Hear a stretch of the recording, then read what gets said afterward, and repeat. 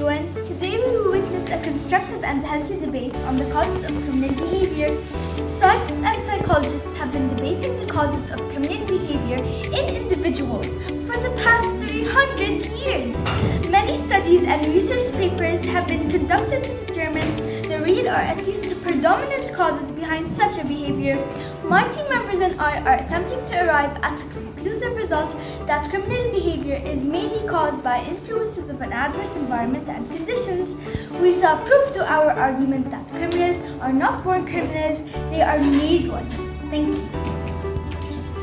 Hello, ladies and gentlemen. Despite the fact that various scientific and psychological studies attempted to favor environmental factors as the main cause behind criminal behavior, my team members and I, and in fact the whole scientific community, can't ignore the fact that inherent factors play a bigger role than first thought in causing such behavior in individuals.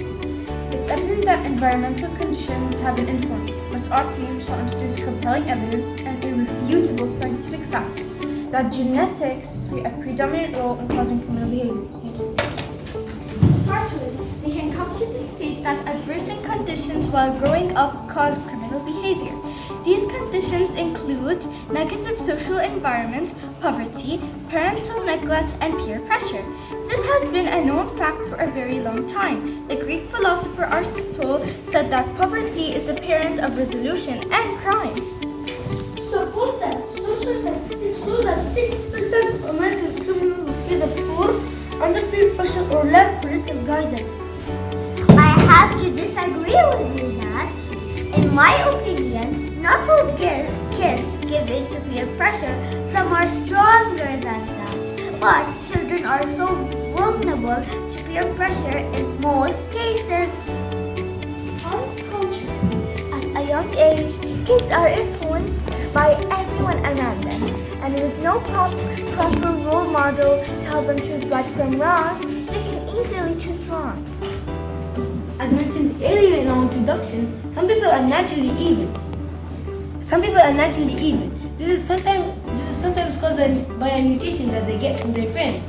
The well-known psychologist Adrian Rainey said that criminals have slow heartbeat rate caused by their genes. This keeps them calm and in control of their emotions most of the time.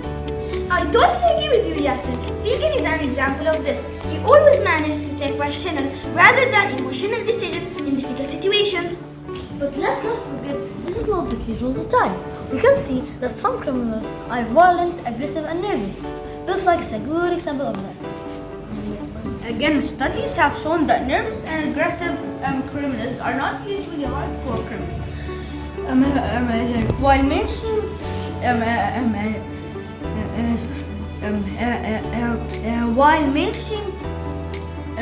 criminals like killers, serial killers, and armed robbers are calm and control of their emotions. Another reason to present, I would say that research shows that 70% of all American criminals have one of the following reasons for criminal behavior. Bad childhood experiences that include trauma, low self-esteem, and bullying. Former South African president and freedom fighter Nelson Mandela said that when a man is denied the right to live the life he believes in, he has no choice but to become an outlaw. What about you, Saira? What do you think? You have a good point, so I totally agree with you. To add to what my partner Hannah said, social statistics say that 60% of all American criminals had a bad childhood experience. Are you convinced enough? With all due respect, this team is still not convinced these are not strong reasons to turn to crime. I have to disagree with you there, because some could argue that at a young age, kids will not know how to react to their anger and sadness, and that is what causes them to turn to crime. Another evidence shows that specific genes are responsible for criminal behavior. These genes are inherited from their parents and passed on genetically to their children. The well-known psychologist Adrian Rainey said that genetics, accident of birth, or events in early childhood have left criminal brains and bodies with measurable flaws, predisposing them to committing assault, murder, and other antisocial acts.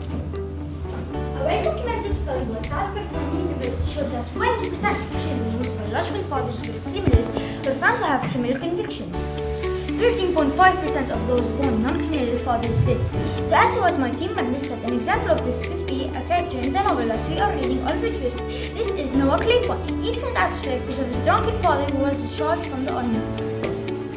Some could argue that even if they do inherit the gene, if put in the correct environment, they could turn out to be good people. Environment plays a huge role in how people are influenced to evil or good paths.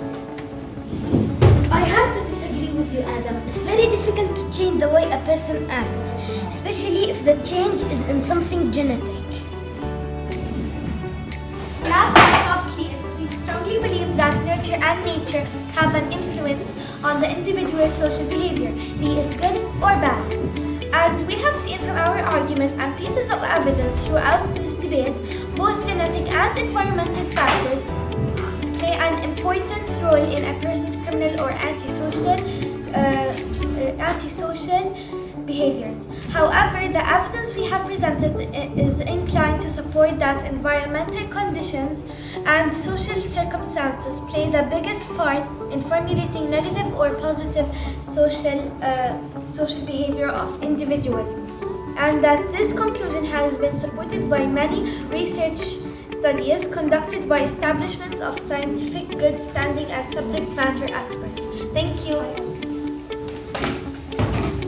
Finally, to wrap up this debate, let us recapitulate the fact that the scientific studies and the whole scientific body of knowledge started to take a second look at the causes of criminal behavior. It has been proven beyond any doubt that specific genes cause aggressive, antisocial, and violent behavior. Whether we like it or not, these genes are passed down from parents to their children, who in turn pass it on to their children. Having considered the evidence presented throughout this debate, my team members and I believe undoubtedly, as facts have shown, that genetic factors play a decisive role in a person's criminal or antisocial behavior regardless of the environment or conditions they are brought up in. Thank you for listening to this debate.